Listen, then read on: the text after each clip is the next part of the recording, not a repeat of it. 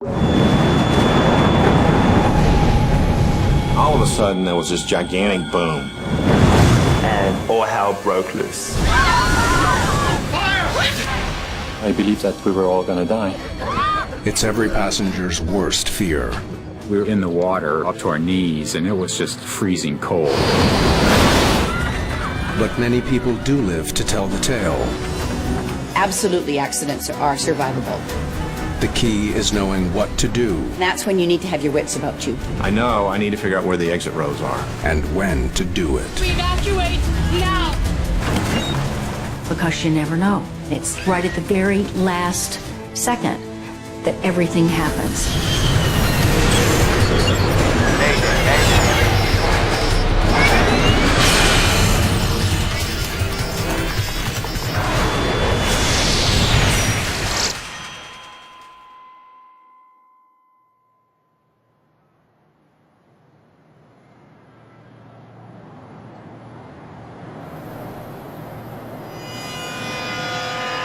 July 6th, 2013.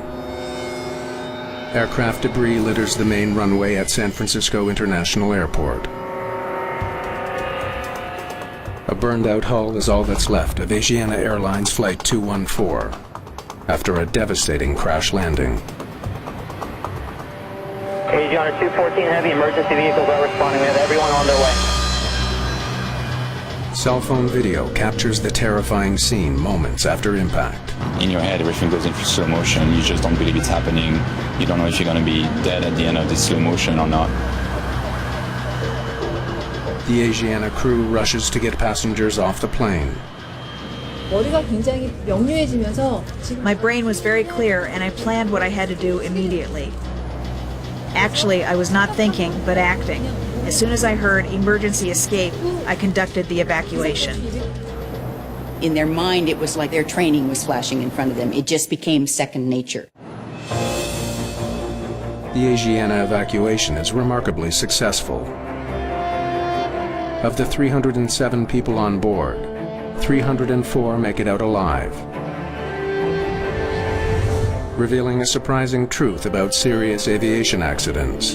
If you're ever in one, chances are you'll survive. We know, as a result of studies that have been done, that 80%, at least 80% of the accidents are survivable. Barbara Dunn is an aviation safety consultant and former flight attendant. We take our job very seriously. We take our safety role very seriously. I think if you asked any member of a cabin crew what their primary function on board the aircraft was, they would tell you that it was a safety role. But how do flight attendants master that role? How do they become survival experts? The answer is behind the doors of a facility passengers rarely get to see.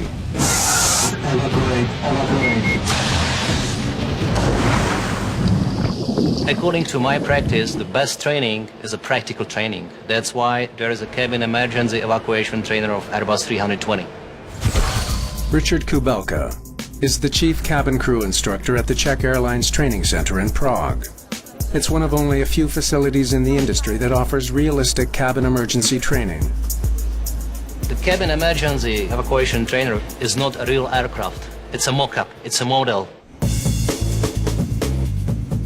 The 28-ton simulator has two emergency slides, one at the forward door, the other at the overwing exit. Inside, there are 40 seats with overhead bins and realistic lighting. We can simulate all kinds of flights, a normal flight or some non-standard situation. Leading today's session is cabin instructor Tomáš Šlupak. Okay, the seats please. Šlupak is preparing 11 young flight attendants for the worst. All the training and all the practical drills have to be performed quickly and safely. They'll take turns being passengers and crew members on a series of simulated disasters. So we are ready for the flight. I'm pressing start button. That means the engines are starting now. From the control room at the back of the simulator, Richard Kubelka initiates a scenario. We are now taking off. The simulator's powerful hydraulic lift system comes to life. The hydraulic system simulates the movement of the aircraft, so we can shake the cabin during the training to simulate a real situation during the flight. Please fasten your seatbelts. We are flying through turbulent area just now. In the cabin, it looks, feels, and sounds exactly like a real flight. The training has to be as realistic as possible in order to prepare you for anything that might happen on the aircraft. I press the landing button. That means we are landing now. Nobody knows that something will happen in a few minutes. It is also called an unprepared emergency situation. Most of our accidents take place during takeoff or landing, and they are unprepared. You don't know it's going to happen. Often passengers bury themselves in a newspaper or a book. Some of them go to sleep, and that's when you need to have your wits about you. In August 2005, the cabin crew of Air France Flight 358 needed not only their wits, but nerves of steel. Landing, autopilot, auto thrust off. Their A340 descends through heavy wind and pounding rain to Toronto's Pearson International Airport. The pilots struggle to put the plane on the runway. Put it down! Put it down!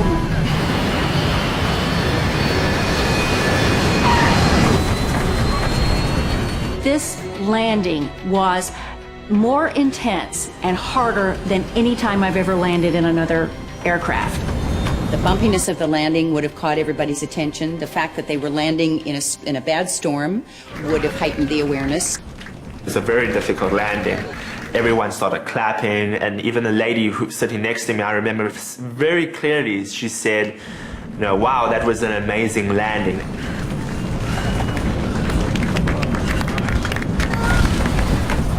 And as soon as she finished that sentence, then all hell broke loose.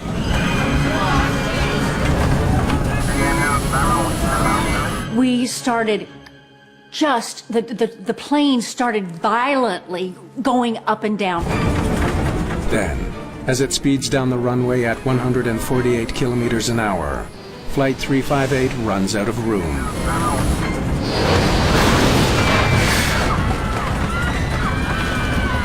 At that point that I believed that we were all going to die. It was obvious that no one can survive this kind of thing. I thought this was it.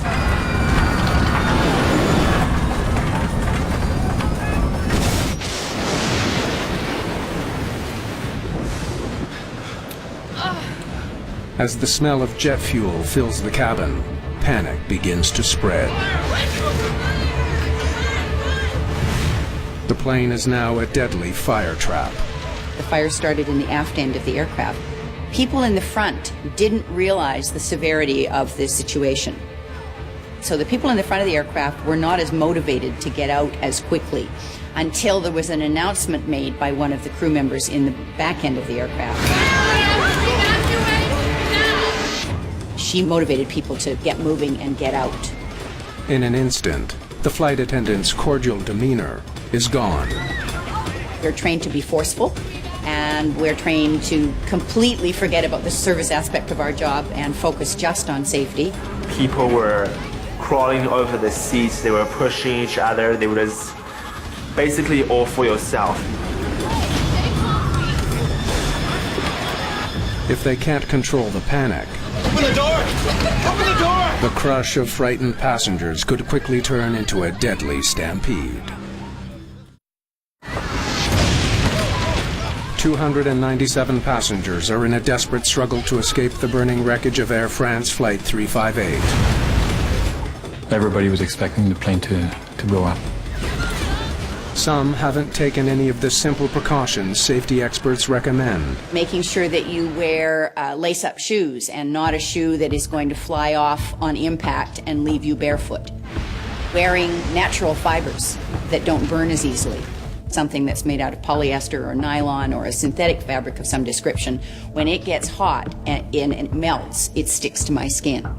So if I'm wearing cotton or wool or a natural fiber, my chances of getting burned are far less. Open the door! Open the door!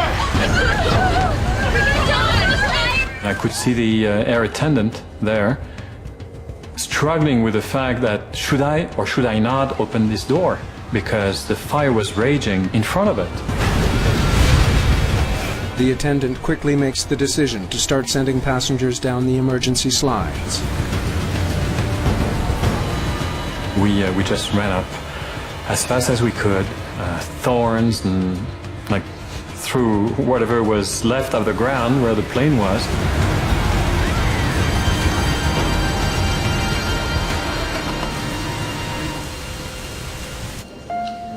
Astonishingly, every single passenger and the entire crew of Flight 358 make it out alive.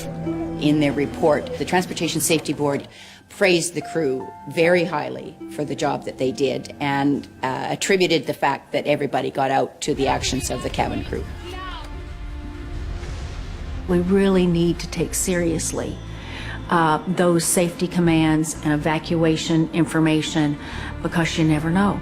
It was a perfect flight. There's not any indications that anything can go wrong, and it's right at the very last second that everything happens. We have to evacuate now. The success of the Air France evacuation had everything to do with speed. It took just 90 seconds to get everyone off the plane. That amazingly short length of time is in fact the target that all crews aim for.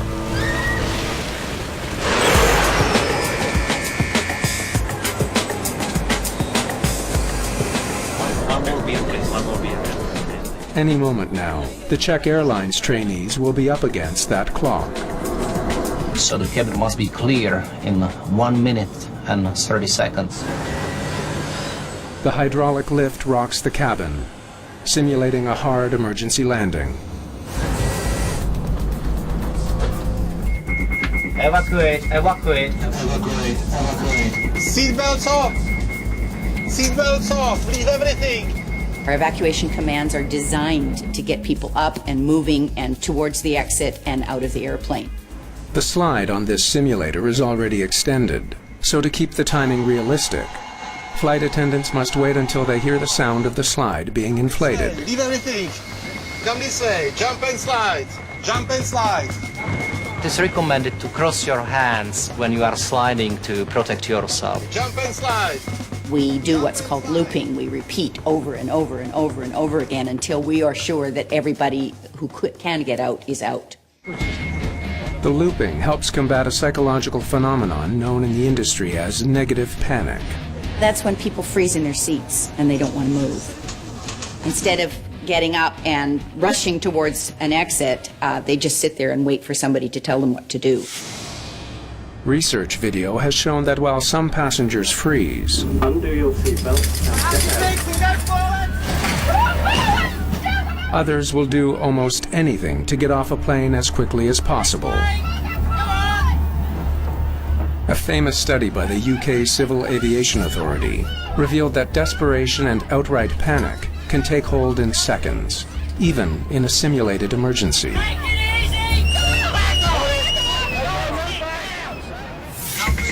Evacuation training teaches flight attendants how to quell that kind of panic. By playing the role of the passenger, they get at least some idea of how frightening a real emergency would be. This simulator is the state-of-art of technology to train the future cabin crews. I feel that if in real life something happens, I will really know what to do. But what happens when disaster strikes in mid-air? Getting off a plane at cruising altitude is not an option. One harrowing flight from Alaska reveals why cabin crews have only seconds to react to explosive decompression. Every time you fly on an airliner, the low atmospheric pressure outside the cabin poses a risk. Our bodies are simply not designed for such extreme altitudes. Normally, the aircraft protects us. Today, the A320 simulator will show what happens when that protection fails. Now, next topic is rapid decompression. When the masts are dropping down, you have to use them immediately. The passenger's cabin is pressurized, so that means at cruising altitude there is a higher pressure inside the cabin than outside. We are climbing to the cruising altitude. Any breach in the fuselage at cruising altitude causes an instant depressurization, leading to a scene that would look and sound something like this. Something happened. Taking the mast. Take the mast and use them. It could be caused by a window blowing out, an aircraft door opening. It could be caused by a propeller coming through the fuselage. There's any number of reasons that could cause it, but it's a rapid loss of cabin pressure. Oxygen masks are critical, as most of the air in the cabin gets sucked out by the difference in pressure. Above the heads of the passengers, there is a chemical generator. If we pull down any mask which is connected to the chemical generator, the generator will come on and produce 100% of oxygen for approximately 12 or 15 minutes.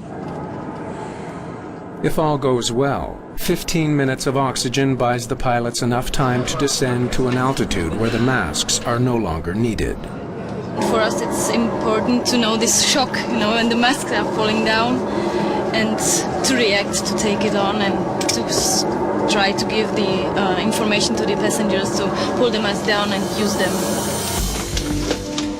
Rapid decompression emergencies are extremely rare, affecting less than 1 in a million commercial flights each year.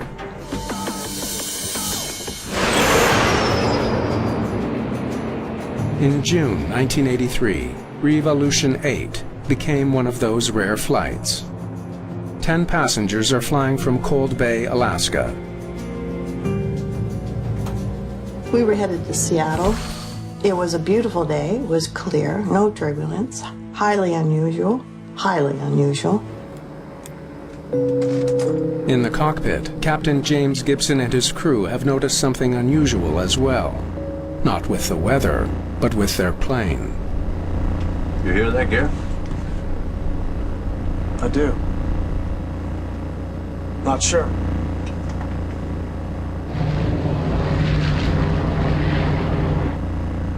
I noticed that the vibration that I was feeling in my feet and the vibration that was in the glass was different.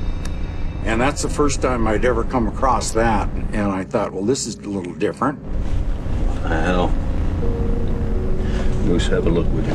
Yeah, you bet. As Gibson and Gary Lintner wait for Moose Lauren to report back, the vibrations become more pronounced. I distinctly remember looking down and seeing my control yoke shaking. And I turned to Jim and I said, Jesus, look at this. And Jim and I are kind of looking at each other across the cockpit. And finally he says, oh, screw this. Let's turn around.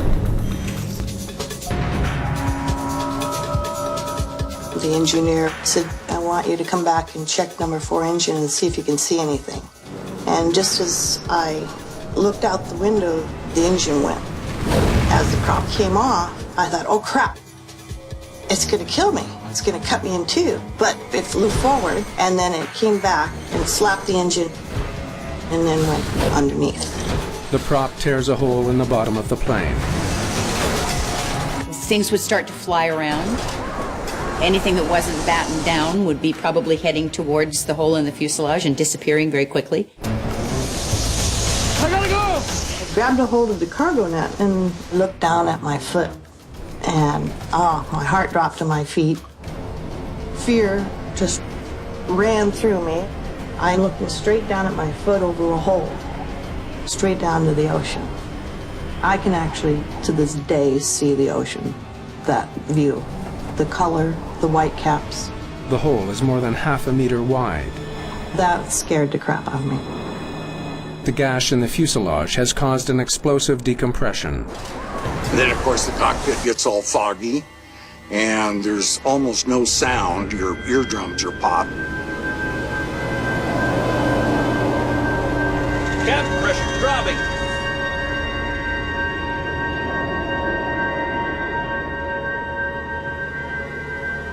So when you try to breathe it, you end up getting lightheaded and you can actually pass out. It's a little disconcerting because the fog and it's quiet. You think, geez, am I dead or not? Depending on what altitude you're at and depending on how explosive the decompression is, you may have slightly longer than at other times, but you will eventually die from lack of oxygen. Junior flight attendant Victoria Fredenhagen springs into action. After the explosions, I wasn't sure what had happened, but I got up and got the oxygen walk-around bottle, put that on. Jim and I got our mask on, and within seconds, Moose came through the cockpit door and said, "Holy crap, we just lost number 4 propeller." The rupture in the fuselage has damaged critical flight controls. The crew needs to descend to a lower altitude where there's more oxygen, but the yoke is slow to respond. It felt like the yoke was in concrete. It just felt solid as a concrete block. Calm down, just a second. Jim saw that the autopilot disconnect lights were on, and he reached over and turned the autopilot back on again. And I personally thought that was probably one of the smartest things that anybody ever did in the history of aviation. The autopilot can do what the pilots could not. Wings level. Steer the plane. Descending to 10,000. It's a struggle, but they finally get their Electra L-188 down to 10,000 feet. Okay, stable. Breathing. Holding at 10,000 feet. Over. Thank God. The passengers are no longer in danger of hypoxia. It's now safe to remove your masks.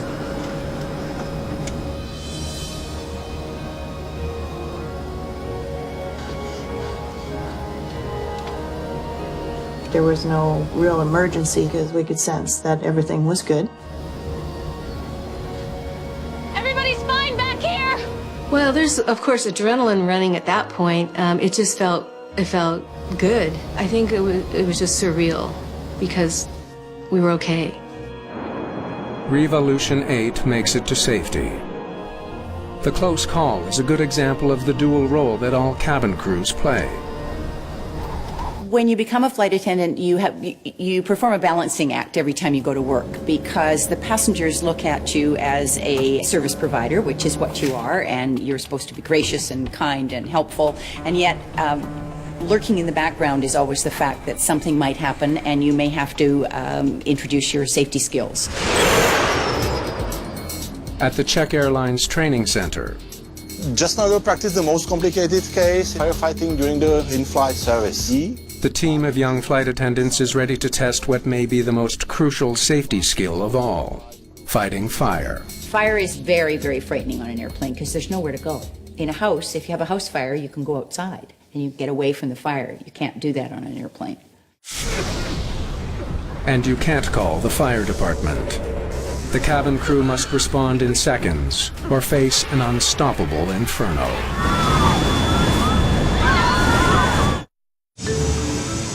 On board the A320 simulator, So service is in progress. We have a wonderful meal today. meal service training is about to get a lot more exciting, thanks to an automated smoke generator. We can simulate the in-flight fire using smoke in the cabin. We can choose the place, for example, inside the lavatory, inside the galley, under the seat, or in the overhead compartment. As wisps of smoke start to appear in the cabin,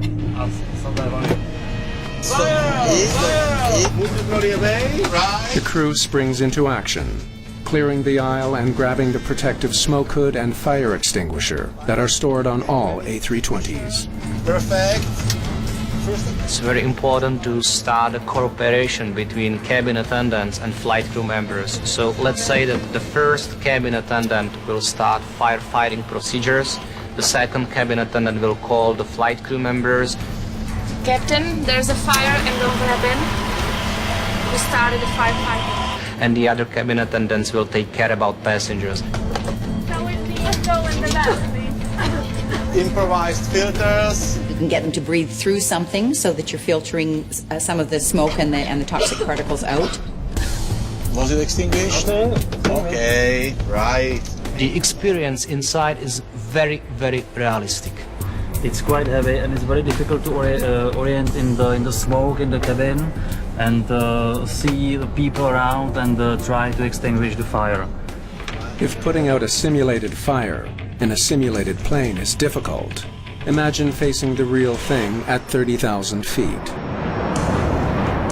June 1983. All is not well aboard Air Canada Flight 797. The Air Canada DC-9 was a watershed accident.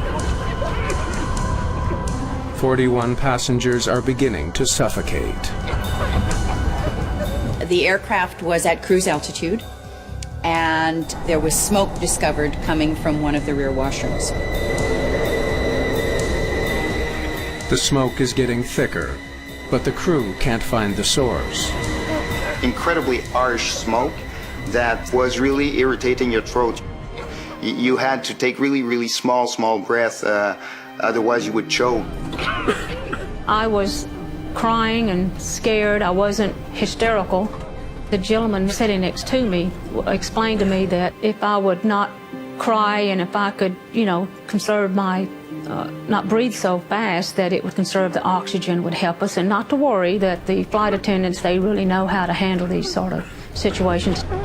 The crew may lack the more advanced fire training of today's crews, but the Flight 797 attendants know to hand out wet towels to help filter the smoke. There is no ventilation, or very little ventilation, and you can't open a window or a door to let the smoke out.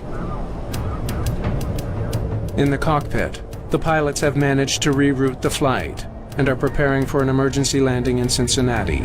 Approach Air Canada 797.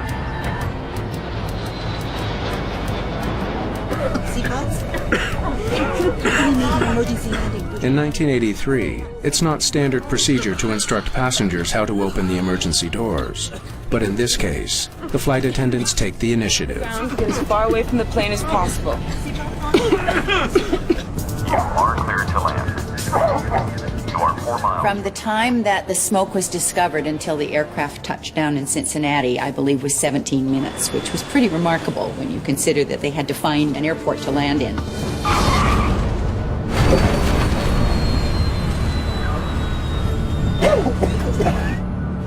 When we touch the ground, I assume that we're safe now.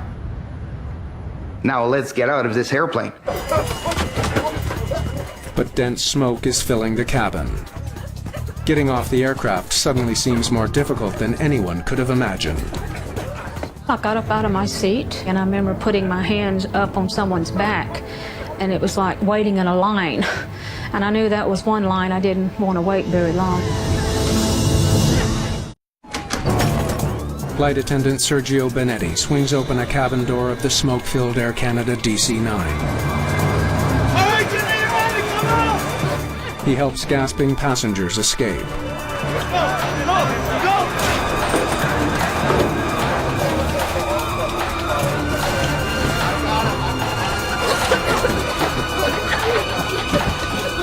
Passengers struggle to find their way out, even with the doors open.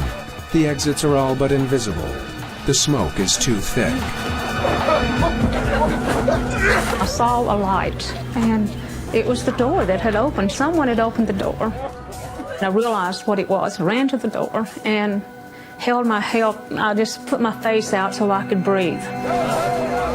Passengers who have found the exits slide off the wing and stumble to safety. On the ground, flight attendants direct passengers out of harm's way. Off the wing! Get off the wing! Fire rescue vehicles surround the plane.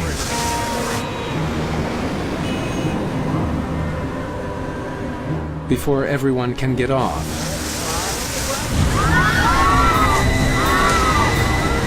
the entire cabin ignites. Something called flashover occurred, which is what happens when the fire builds up and then the oxygen comes in from the outside. Captain Donald Cameron and First Officer Claude Ouimet make it off. We knew there were people in the airplane, unfortunately, at that point. That was finished. The cabin fire breaks through the top of the fuselage. Black smoke can be seen for kilometers. Flight attendant Laura Kayama begins to count. I will remember these words forever. She told us to line up so that she could count the survivors. If there were survivors, obviously they were dead. There were 46 people on board, including the crew, and 23 people didn't make it out. It's just a shame we didn't get everybody off. It still bothers me.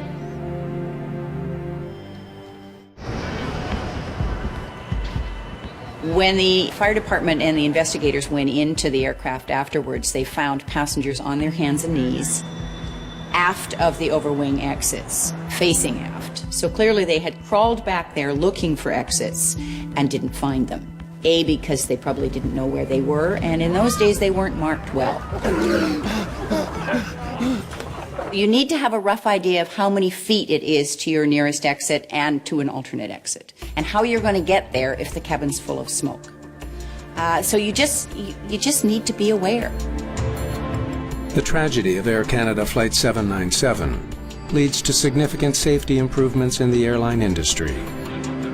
We got floor-level lighting, we got automatic fire extinguishers in the washrooms, we got huge improvements in flight attendant training and firefighting.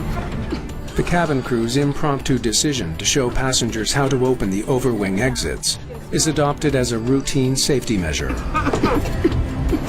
It was a huge accident for us with respect to improvements in the industry, and we've saved lives because of it. Better fire training means that today's flight attendants get to actually feel the heat. We need to train cabin attendants how to fight a real fire. That's why the firefighting simulator is important for the training. The firefighting trainer doesn't move. It's made of solid steel and is completely fireproof.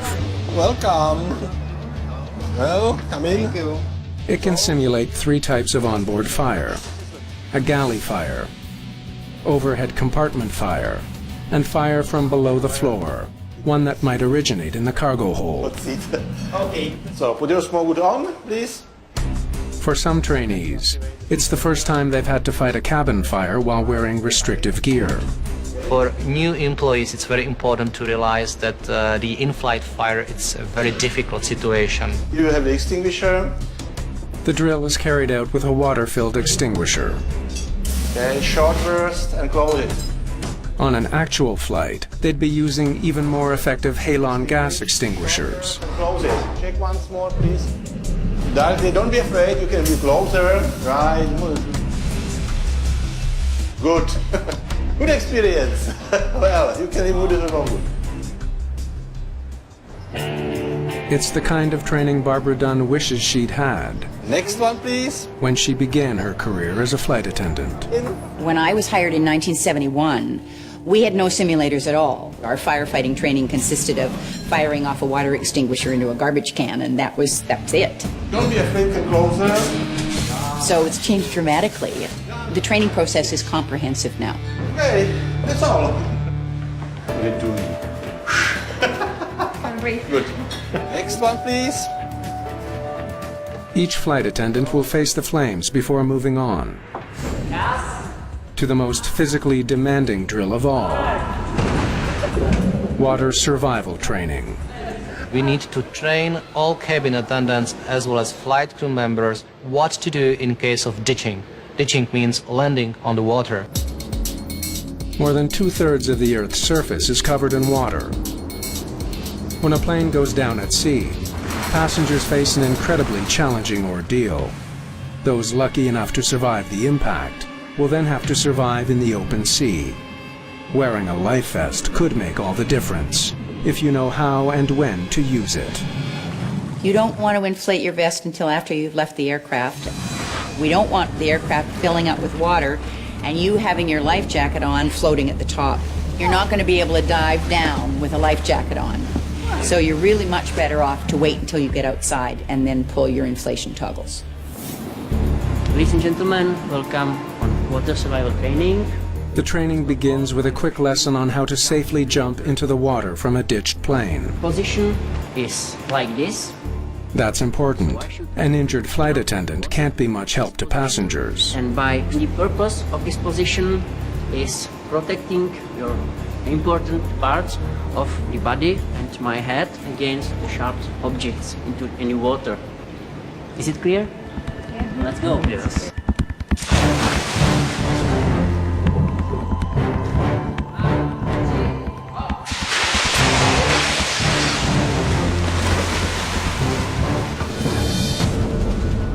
Now we have to keep the energy-saving position.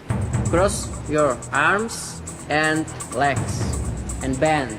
Ocean water temperatures can be frigid, as low as 10 degrees Celsius across much of the Atlantic. Flight attendants learn to preserve body heat to ward off hypothermia. And stay in such position as long as necessary. All long-haul flights over water are equipped with life rafts. Some, like this one, are slide rafts, evacuation slides that convert to a raft. Please, just now we will board the slide raft. They carry up to 70 people, but they are next to useless if you don't know how to get in quickly and safely. Use all of the red loops. In order to be seaworthy, the raft needs sturdy side walls that rise a meter above the surface. Anyone trying to board from the water must negotiate a flimsy fabric ladder. We'd have to be in good shape to get into a slide raft, or very motivated. Even with help from those already on board, it's a physically demanding challenge. All the more reason to put flight attendants through it on a regular basis. New employees, they usually say to me that the practical training is much more difficult for them than they expected. Though water ditchings are rare, perhaps the most famous aviation emergency of all time ended with passengers fearing for their lives on the open water. January 2009. U.S. Airways Flight 1549 departs New York's LaGuardia Airport. There are 150 passengers on board, bound for Charlotte, North Carolina. The aircraft took off uneventfully, and very shortly after takeoff, they lost all engines as a result of birds. I caught something out of the corner of my eye, and slightly to our right, but still ahead of us, was a line of birds. And they were very, very close, too close for us to maneuver around. Whoa! And that fast, we were just on top of them. And then all of a sudden, there was this gigantic boom. It seemed like it stopped in midair, like you hit a brick wall. Oh my God, the engine's on fire! And then all of a sudden, somebody said, the left engine's on fire. Uh-oh. We got one roll, both of them rolling back. Both engines rolled back to idle. There was very little time to warn the cabin. There was no time, actually. The captain and the first officer were busy trying to control the airplane. They were trying to figure out where they were going to land. First levers. After quickly assessing the situation, Captain Sully Sullenberger and First Officer Jeffrey Skiles realized that without engine power, they're not going to make it to any nearby airport. We're going to be in the Hudson. And I thought to myself, great, the Hudson River was our best opportunity. It was really the only thing in sight where we could land this airplane. Let's go. Put the flaps on.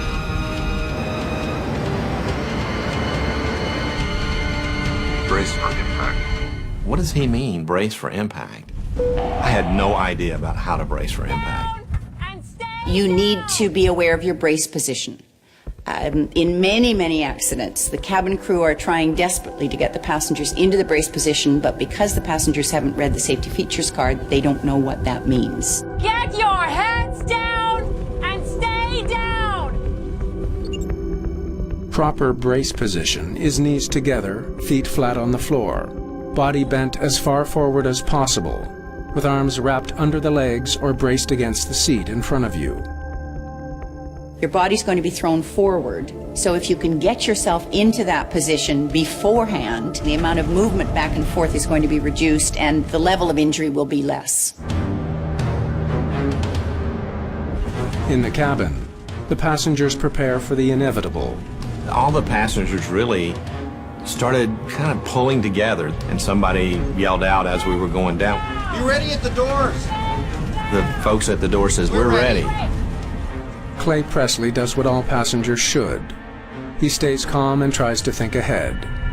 So I started thinking about, if we're going to crash, I know I need to figure out where the exit rows are. If the water comes in, you need to be able to hold your breath long enough to get to those 4 or 5 rows and get the doors open if you can. But before anyone can escape, they must first survive a high-speed impact. We're going to brace. Into freezing cold water. U.S. Airways 1549 speeds towards the Hudson River.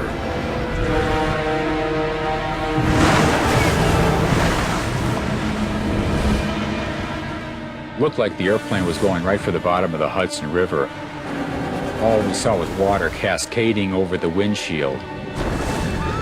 It was like a tornado. Pieces of the plane were being torn apart. Some people were thrown around pretty good. Then the airplane popped up, and it was just sort of gently rocking in the waves. In an instant, the $75 million plane has become an unlikely boat floating down the Hudson River. It's now filling with freezing water. That water was cold. It was very cold, so your feet are freezing. You land in the Hudson in the middle of the winter, the water is going to be very cold and you're going to suffer from hypothermia very quickly. Their feet and their hands will get numb. They're going to be useless. Passengers nearest the exits open the doors. I just jumped up very quickly and started making my way to the emergency door. And so I worked my way out onto the wing, just a few steps to start with. Fortunately, they had slide rafts rather than just slides, so what they were able to do was evacuate passengers into the slide rafts. At the back of the plane, water continues pouring in. Flight attendants direct passengers forward. Go over the seats if you have to.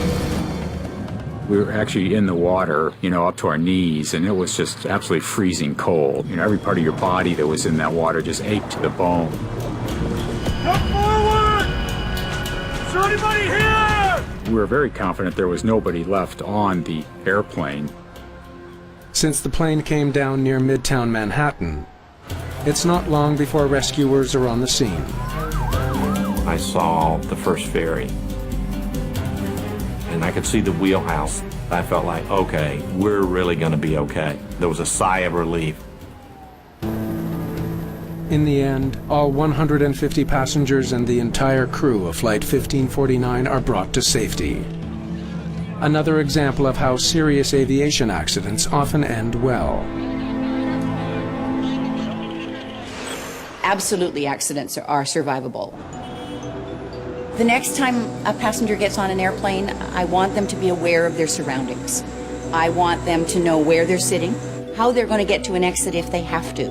You also need to do your seatbelt up so tight that it's uncomfortable, because that's the only thing that's going to keep you in your seat and keep you restrained properly. Seats at the front of the plane are often close to the point of impact when a plane hits the ground, leading many experts to believe the safest seat during an accident is one near the back of the plane. Obviously, sitting near an exit is a good idea, but that exit may not be usable in this particular scenario. So I would say, rather than choosing where you're going to sit, be aware of where you are sitting. For flight crews and passengers alike, there's one more important statistic. The odds of dying in a plane crash are incredibly small. Less than 1 in 10 million. That means that this Czech Airlines flight crew, and every other crew around the world, will almost certainly never need to draw on their well-honed safety skills. But if disaster does strike, passengers can rest easy knowing their cabin crew has the skill to get them out alive.